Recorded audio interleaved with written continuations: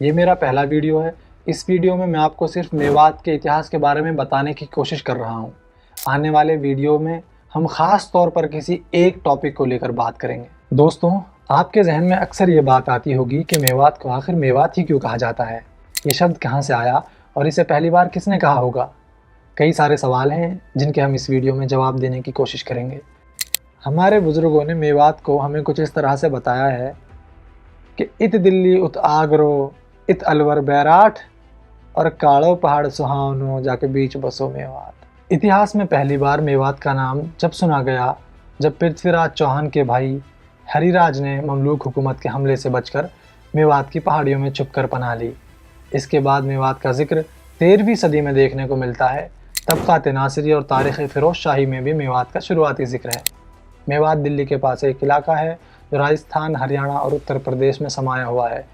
पुरानी कहावतों में मिलता है कि मेवात मेव या मेवाज़ से मिलकर बना है, जिनका मतलब है डाकुओं के छुपने की जगह। ये भी कहा जाता है कि इसका नाम मेव लोगों की वजह से पड़ा, जो इसके असल लोग हैं, जिनकी अपनी एक अलग सांस्कृतिक पहचान है।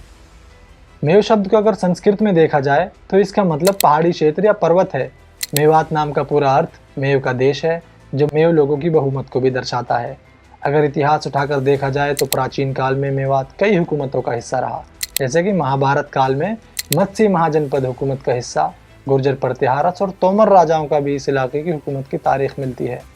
मेवात में आज भी ऐसी इमारतों के निशानात मौजूद हैं जो इसके गौरवशाली इतिहास की गवाही देते हैं, जैसे कि घासेडा फोर्ट, जिसे बहादुर सिंह बड़गुजर ने बनवाया, कोटला मस्जिद, छत्तीस एंड कुआं मेवली गांव में शेख मूसा मीनार। अगर एक को हिलाया जाए तो दूसरे में वाइब्रेशन होती है, जो इसकी खासियत है।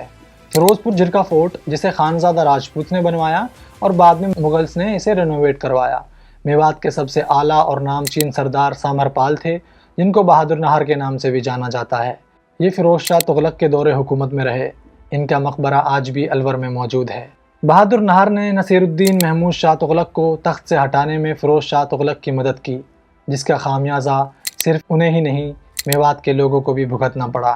ग़ियासुद्दीन बलबन, जो एक वक्त नसीरुद्दीन का वज़ीर था, उसने बदले की तलाश में हज़ारों मेवों को मरवाया और एक लंबे वक्त के लिए मेवों को तकलीफ़ बर्दाश्त करनी पड़ी। 1355 में सोनपरपाल ने इस्लाम कबूल किया और अपने आप को राजा नाहर खान मेवाती का नाम दिया, और यहीं से खानज़ादा राजपूत हुकूमत की शुरुआत होती है।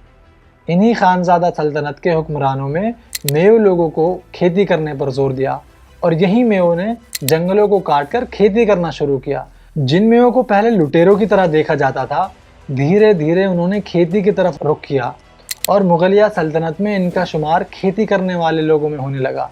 खानज़ादा मेवातियों ने अपनी हुकूमत के राजाओं को वली मेवात का लक़ब दिया, जिसका मतलब मेवात की हिफाजत करने वाले हैं, जिसको 1505 में हसन खान मेवाती ने बदलकर शाह मेवात कर दिया।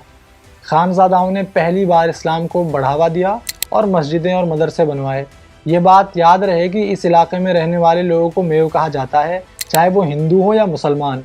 हालांकि खानज़ादाओं ने मस्जिदें और मदरसे भी बनवाए, पर हमारे तौर तरीक़े और चाल चलन बिल्कुल पुराने ही रहे।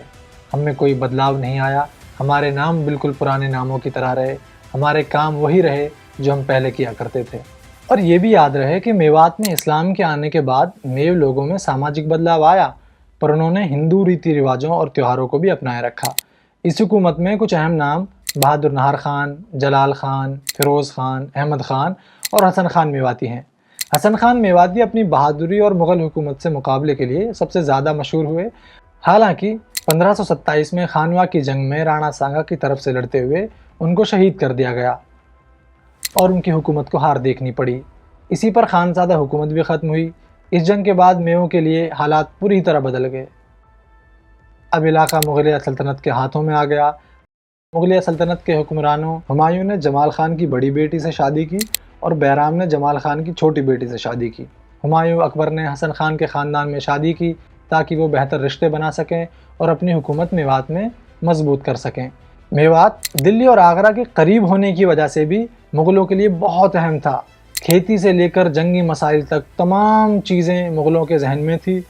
अकबर के दौरे हुकूमत में मेव मुग़लों के करीब आए और उसका असर उन पर इस्लाम की शक्ल में देखने को मिलता है। मेयो इस्लामिक त्योहारों और रोज़े नमाज की तरफ आने लगे और अपना नाम इस्लामिक रखने लगे। जग्गा रिकॉर्ड्स में भी ये बात देखने को मिलती है कि मेयो 18वीं सदी तक भी मिले जुले नाम रखते थे। उनके मज़हब का पता करना उस वक्त तक भी बहुत मुश्किल था, क्योंकि उनकी रोज़मर्रा की ज़िंदगी में हिंदू रीति रिवाज शामिल थे।